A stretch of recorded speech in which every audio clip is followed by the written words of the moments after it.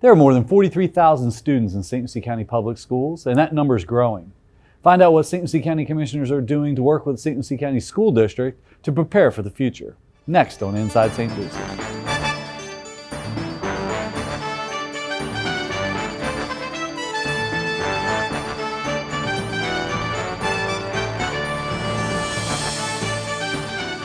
Hello and welcome to this edition of Inside St. Lucie, SLCTV's monthly government affairs show. I'm your host, Eric Gill, Communications Director for St. Lucie County. And on today's show, we're going to talk about St. Lucie County Public Schools and its relationship with the Board of County Commissioners with my guests, St. Lucie County Commissioner Linda Bartz and School Superintendent Dr. John Prince. But before we meet our guests, here's some upcoming events and announcements from the Board of County Commissioners.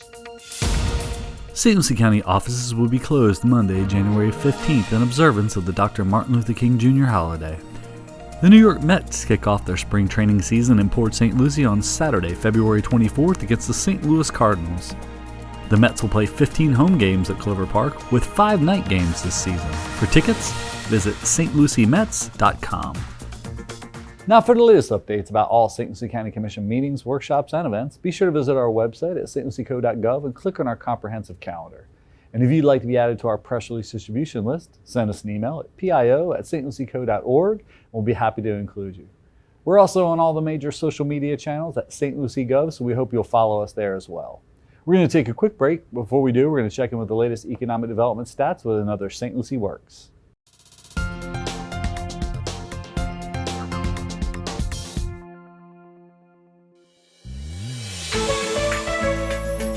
St. Lucie County's bed tax collections for October were unavailable at the time of taping.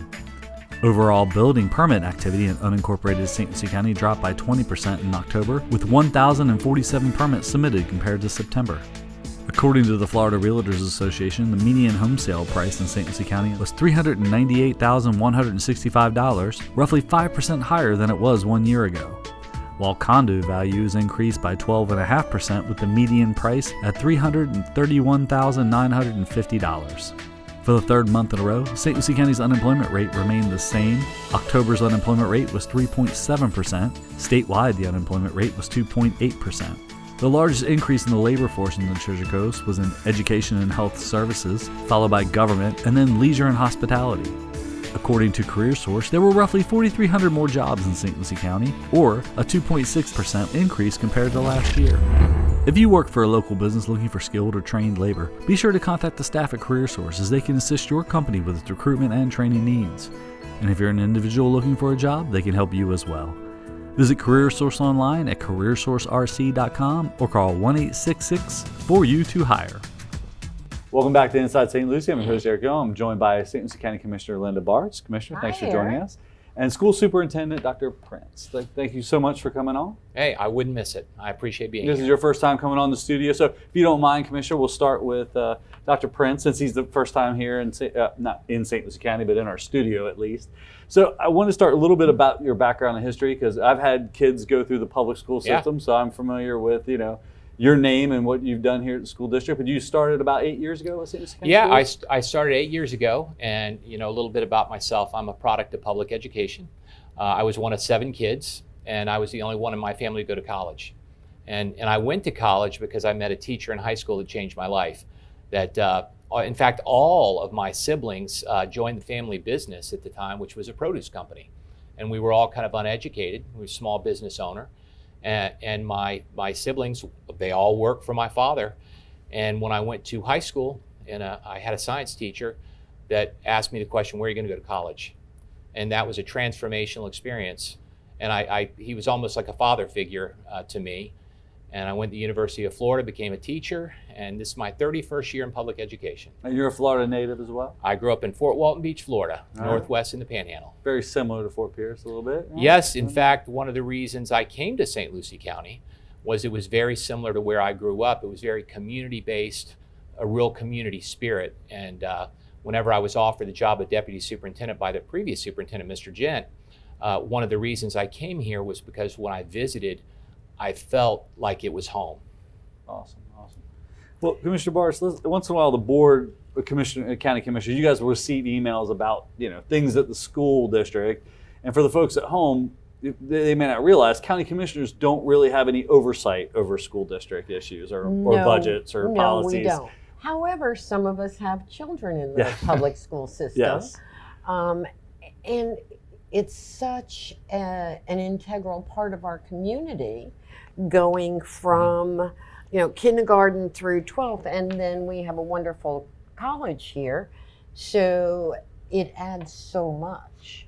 And there have been a lot important. of great partnerships, I think, in the Absolutely. time I've been here. I can think of things like, the Sunshine Kitchen or the Caserta Park, the coffee cart. Yeah, the coffee cart is student perks. amazing. Yeah, that's a great program. And Dr. Brent, you guys recently expanded that to some other municipalities as well, right? Yeah, we do the coffee cart. We do it in our school district office. We do it in the county commission office, but we also do it in the city of Port St. Lucie. And really, the coffee cart, for the people that don't know what it is, Sure. These are special needs students that are getting close to aging out of school, and it's really a transition program where they get real world experience. They get to customer service, serving customers, learning about business, so that whenever they leave school, they have the skills to acquire a job and work with people. So it's a great opportunity for us to partner with our municipalities and our county, and also showcase and highlight the opportunities we have for our kids, especially our special needs students. And for our employees in the building, it's a great place to go down and get a muffin. I know the students Yes. that even, at one point, they were even using the Sunshine Kitchen to make muffins Yes. and bring them here. For those that And- don't know, the Sunshine Kitchen is an incubator, and Absolutely, and the Sunshine Kitchen is great because it is an incubator for folks who want to get into culinary. And once again, our students, every year we have a competition, and one of my favorite shows, by the way, it's a guilty pleasure. It's Chopped, and you get certain items, ingredients that you have to turn into a fantastic meal. And we actually have local chefs that participate and also judge our students, and it's an opportunity for students in our local community, or not, it's at State College, IRSC, and also our students at our culinary programs in our local high schools to actually compete against each other and work with professional chefs. So it's a great opportunity for us to collaborate and also provide our opportunities for students, because one of the things we really pride ourselves in St. Lucie County Public Schools is providing workforce development opportunities for our kids, so they stay here and they work in our local industries that need them. So we really appreciate the Sunshine Kitchen, the opportunities it provides. yeah. And I think that's one of the things that, as I said, I've had two students go through. One is in college. I got two still in high school.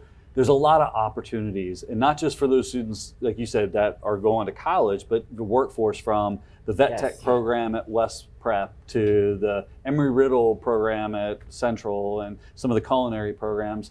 There's the cast. My son even did the digital mosaic in middle school. So, Yeah. for those, and that was even before the pandemic. So before Sure. virtual learning was Sure. as big as it is now. Well, I mean, Eric, let's talk about those, because you mentioned too, Embry-Riddle. And if I want to go to Embry-Riddle, that's at Fort Pierce Central High School, I can be dual enrolled.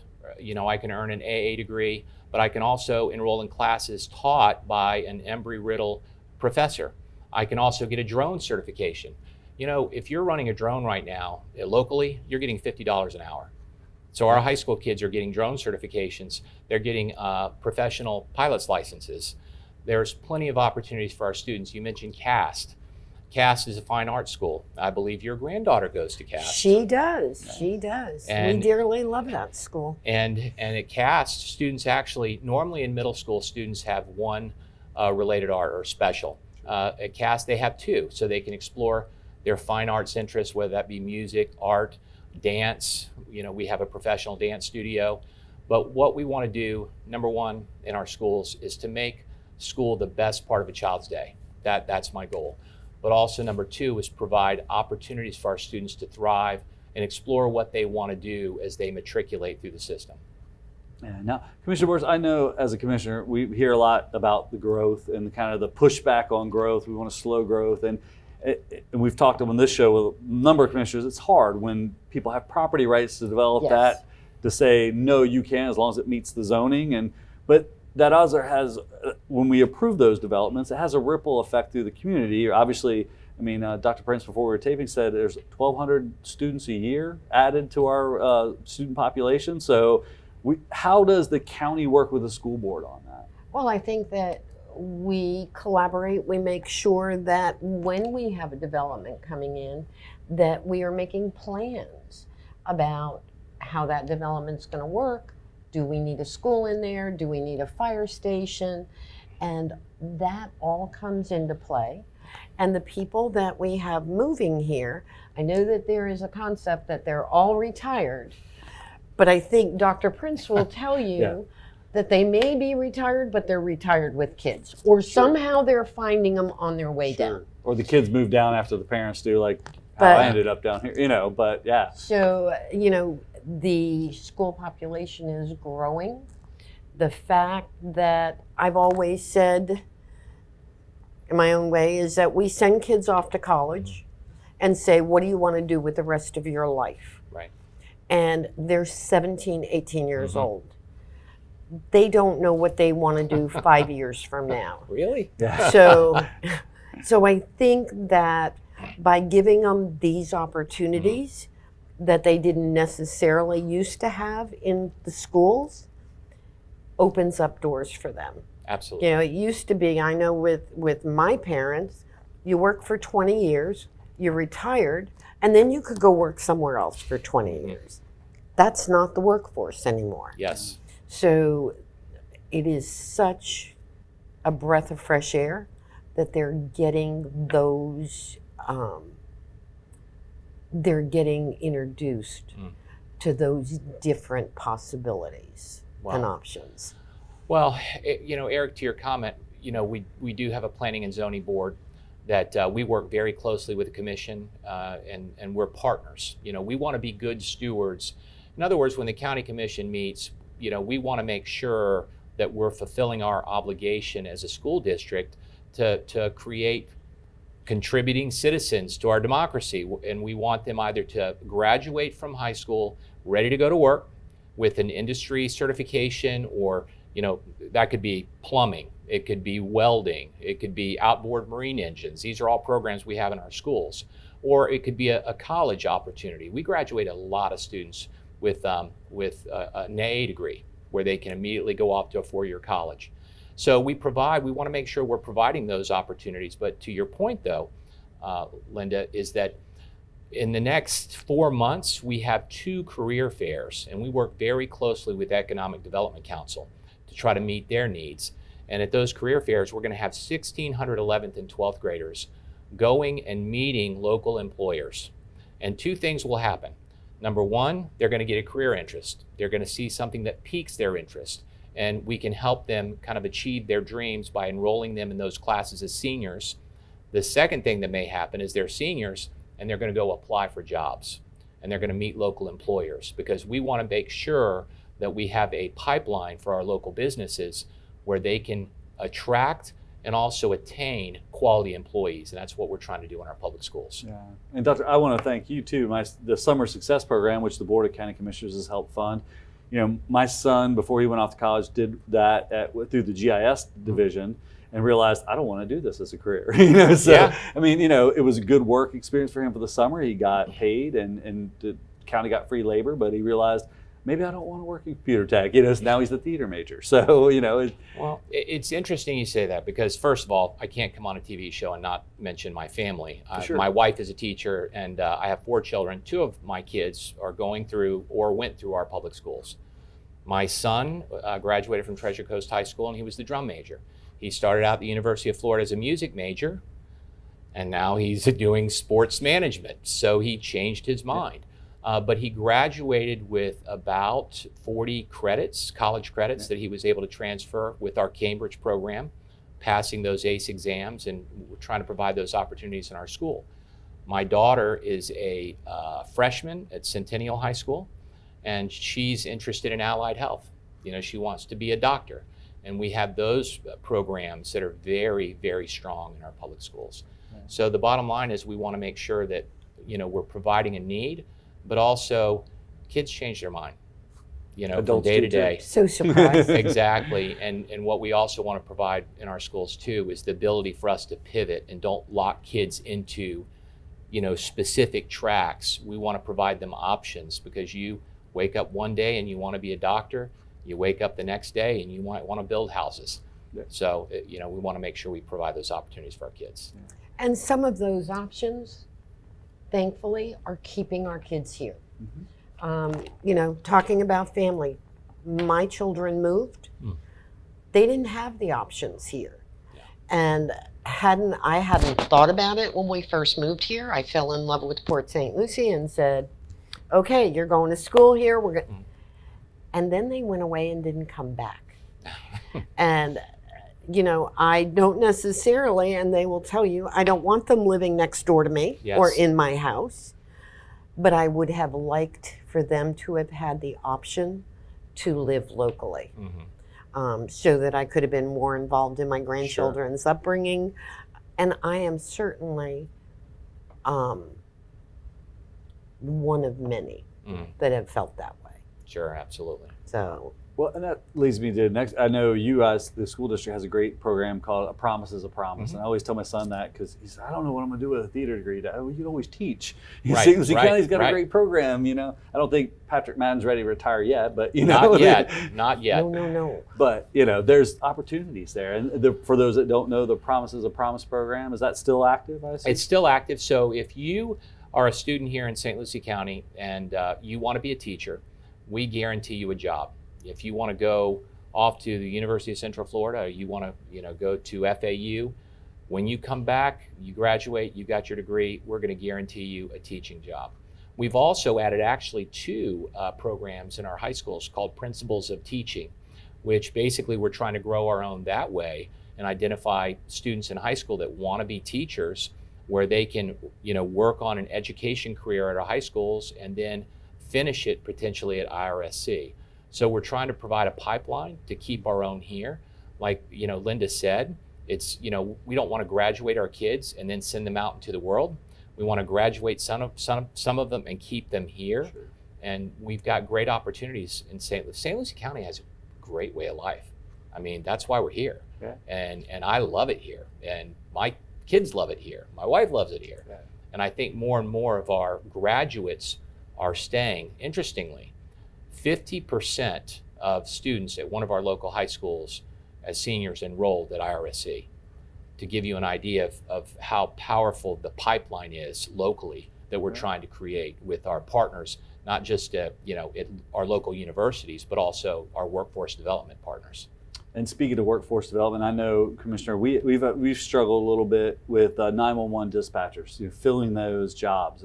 They're literally the first responders. And I know a few years back, we started a program with West Yes. Prep, or West, Yes. I keep calling it Westwood, Yes. but West Prep, to train some of those high school students so that they have an internship and an apprenticeship out there at the 911 center. So, And that program is thriving at Westwood, absolutely. Yeah. And those students stay here and they get local jobs here. yeah. And great government benefits. So I know nationally I hear a lot about school districts having shortages of teachers. Is that something you all are struggling with too, or is it? Well, Eric, I'll be honest with you. We're not struggling nearly as much as some of the other counties are that are in a real crisis. And I think a couple of things that make St. Lucie really special is we still have some affordability here. It's an attractive lifestyle. And also we do compensate our teachers comparably to districts that have historically paid more for their employees. And I'll give you an example. Over the past few years, we've been able to recruit a number of teachers that lived here in St. Lucie County, but drove all the way to Palm Beach or even Broward to teach. Now, because of our competitive salaries, they're finding it better to stay here, teach here, and teach our kids. And that's something we're really, really proud of. The other shortage nationally and statewide is bus drivers. And that's another thing we've done with our bus drivers is we've definitely compensate them. I think they're their 5th highest paid in the state locally, our bus drivers. But not just that, it's how do we make our employees feel? And we treat our bus drivers like professionals. They do professional development.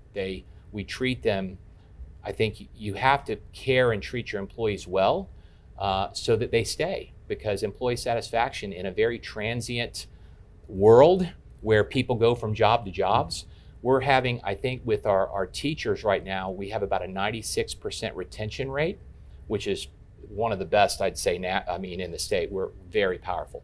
But not just that, we have one of the highest bus driver retention rates locally and statewide, because we just don't lose people. Yeah. So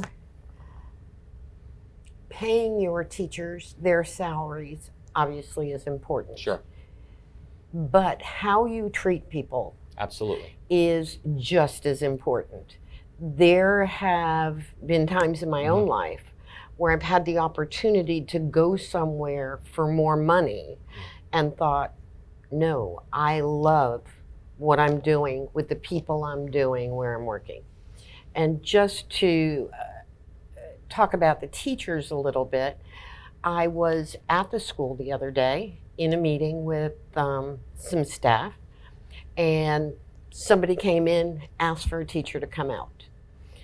And it turned out she was getting recognition for being one of the best first year teachers. Yes. She was so excited. And I have to tell you, my granddaughter couldn't contain herself because she loves this teacher so much. So, but those kind of things make a difference. It's funny because I was there. I didn't know you were there. I didn't know this was impacting your granddaughter's teacher. But it is, you know what, it's never been harder to be a teacher in our country. It's never been harder to be a principal in our country. Right now, it's a challenge because politics has gotten involved in all this. However, it's critically important for people to feel valued and for people to feel important. And I think from a leadership standpoint, with our principals, they've done an amazing job of making the people that work with them and for them, they feel important, they feel valued. Because if you're going to be a teacher, you're never going to be rich. But I will say it's so important. I know when I was a teacher, I knew I was never going to be rich, but I wanted to make a difference. And I felt that I was making a difference with kids. And that's how teachers are wired. They're wired to feel like, if I'm making a difference, I feel good. Yeah. And if I feel appreciated, I feel good. And I think that's something we try to reinforce. And Commissioner Borsch, we talked about workforce housing, and I know that's something the board has tackled, Yes. at least in deep discussions, and how can we maybe incentivize the developers to offer more. We don't call it affordable housing anymore. People have that stereotype of, Section 8 HUD housing, but it's more workforce has for firefighters, teachers, those, middle class folks to get to that next level of home ownership. And it's tough. Yeah. It is tough with the price of homes and unfortunately the taxes, insurance. I was going is to say things having that the board Right. doesn't always right, control. have a huge impact. Yep. And rents are up. So it is making it more difficult than ever to be able to work here and live here. And I know a lot of teachers that are sharing homes in order to make it work. So we are working hard to try and address that. I have a granddaughter who just graduated college in the Midwest to teach. Yeah. So, and just so you know, she wanted to do kindergarten, first grade Is that popular? until they did her student teaching, and she student taught 5th grade and said, before starting, went, I don't ever want to do that grade. Now that's the only grade she wants. Well, So- I will say, Linda, I remember as a principal, I had to cover a kindergarten class for about 45 minutes. It felt like 8 hours. Like a kindergarten So, cop kind of thing. it was like herding cats. Yeah. That's how I felt. So, I do know affordable housing is a real challenge. We see that. We try to provide our employees with opportunities to make additional dollars. We do a very rigorous summer program where our teachers can work additional dollars. We have many teachers with families, Yes. and we try to even recruit siblings, husbands, wives, to work together in our system. But it is a struggle, and it's not a local issue. Sure. It's national. This is a national issue, and it's something that I just really appreciate the county trying to address these issues, because I know that there's been a number of conversations to try to address it, and it is a challenge we're all faced with. Yeah. Well, Dr. Prince, let's talk about some of your initiatives for this year. I know graduation rates have been increased steadily over the last couple of years. I think the first meeting I went to at my daughter's for her school year was attendance. You got to be here, right, to learn. No more remote stuff. We're working on that again. Exactly. Well, COVID was rough. We took kids out of school and they were isolated and they weren't socializing and they're accessing everything online. And what it also did is if you had the sniffle, you were told not to come to school whenever we did return to school. And we had quarantines and all this, craziness, where kids were missing so many days. But it also really had the unintended consequences of normalizing that it's okay to go to school. And it's not okay to not go to school. Kids need to be in school every day because kids can't grow up successfully unless they're learning basic skills of socialization, interaction, and also think about it. Math is concrete sequential. I have to learn this skill to get to this skill to get this to learn this skill. If you're missing 1 or 2 days and it's happening all the time, you're never going to get the skills necessary to be successful. And with our littler kids, when kids aren't coming to school, it's not a student issue, it's a mommy daddy issue. And we've really tried to leverage our relationships with our parents to let them know how critically important that school is, to the point where we've actually added social workers, where our social workers are going out at night and going in and knocking on doors and asking parents why their kids weren't in school or why they're not coming to school. So these are things that it is a huge initiative. And I'll give you an example of what a critical issue this is. At two of our middle schools, almost 50% of the students missed more than 25 days last year. There's only 180 days in the school year. Yeah. So that's the kind of issue that this has become. And it's not St. Lucie, it's not a St. Lucie issue, but we can't be as successful as I know we can be unless we hit this head on. And that's something we've done very aggressively this year. Yeah. Well, Commissioner Bars, is there anything else that we didn't get to mention that you want to discuss before we wrap up the show? Or? No, I think that the partnership with the school board is incredibly amazing. I think we all work well together. It's a great partnership, and this is our future. All of these kids coming from school, I know that you talked about, well, now they're working and staying here. They're also working, going away to school and coming back because there's opportunity. Absolutely. And that to me has been so important over all the time that I've lived here. And I've been here for a lot of years. Yeah. But the fact that we are actually able, was too late for my kids. Yeah. But it's not too late for other people's kids or grandchildren. And I think that we continue to work at that.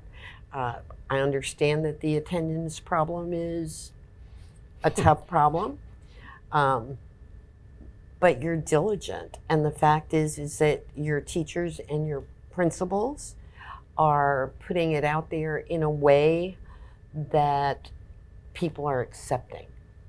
Exactly. And that's important as well. So, Dr. Prince, thank you. Thank you for being here. I appreciate it. The county commission, I can't, I've seen some of the meetings, I've been to some of the meetings, and you're making very, very important decisions that affect all of our residents. And, we are the largest employer in the county, and we take that responsibility very, very seriously, because people move to a community for a couple of reasons. One is opportunity, another is affordability, and then once they decide they're coming, where's my kid going to go to school? Absolutely. And we've done a great job over the last 7 years, and I credit my predecessor, Mr. Gent, because I do, he's my mentor and my friend, but he brought me here because he talked about how great it was here, because he came up as a teacher and a principal.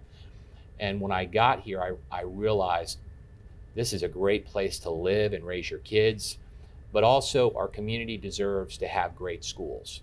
And I do think that over the last 7 years, we've transformed the opportunities and the experience of our kids in our public schools, that we are truly a destination district. We have one of the highest graduation rates in the state.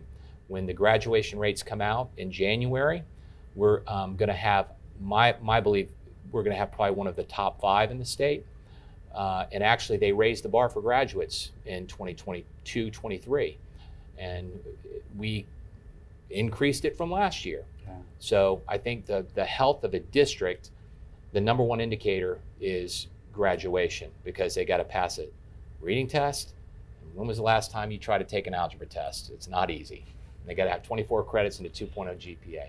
So we're very happy with how we are performing, but we appreciate and we want to continue our partnership with all our municipalities and the county, because we can't do the work in isolation. We have to do it together. Well, I want to thank you because my daughter, she's a senior. My son was dual enrollment, so that's going to save me a couple years of college, hopefully. So thank you for that. And my daughter took the SAT, scored a 1385, and she didn't get that from me. Wow. She said, Dad, what'd you get? I was like, 9 something. So Congratulations. that's the teachers out there at the MOA campus that helped her get there. So. That's awesome. Yeah, she's already got a couple of scholarships and full ride to South Florida. I don't know where she's going to end up in college, but of course she's looking at private schools now. I'm like, don't go to private school, go to a state school. It's a lot cheaper. It is bright futures. I mean, kids have great opportunities. But you guys have done a great job. I've been happy with what we've seen, at least my experience with my kids through school. So I appreciate everything. And Commissioner, thank you for coming on the show and My pleasure. bringing My Dr. Prince. pleasure. All right. Invite Anything me else? back anytime. Okay. All right. Well, hopefully I won't have any more kids in school for anytime soon. I think that's done. Yes. So. Me too. But anything else you want to mention? If folks want to find out more about the schools, you guys got a great website. It's easy to navigate. Yeah, we have a great website. You can go on to school.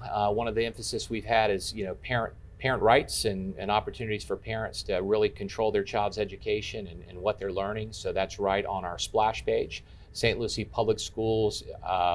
If you just Google it, you're going to go to our website. For you. So I appreciate the opportunity to talk about the district and talk about our partnership. All right, Commissioner. Anything else for the new year coming up? Any big?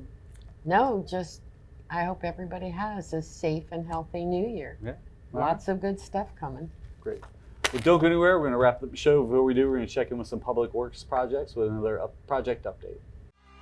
The Public Works Department continues to serve the citizens of St. Lucie County with a solid, dependable infrastructure program. The Southeast Camino Street Culvert Outfall Inspection and Repair Project included replacing the culvert and repairing the head wall at the west end of the culvert. Repairing the culvert allows water to freely flow and helps prevent flooding. The restoration of the outfall will provide improvements to the drainage for the portion of River Park south of Prima Vista Boulevard and east of the North Fork of the St. Lucie River. For more information about St. Lucie County infrastructure projects, visit stlucieco.gov. We hope you've enjoyed this edition of Inside St. Lucie, and we hope you'll tune in again next month. If you have topics or subjects you'd like to see covered here on the program relating to St. Lucie County government, give us a call at 772-462-1791 or send us an email at pio@stlucieco.org. And if you'd like to see previously aired episodes of this or other SLC TV programs, check out our YouTube channel at youtube.com/stluciegov. I'm your host, Eric Gill, for myself and the staff. Thanks for watching.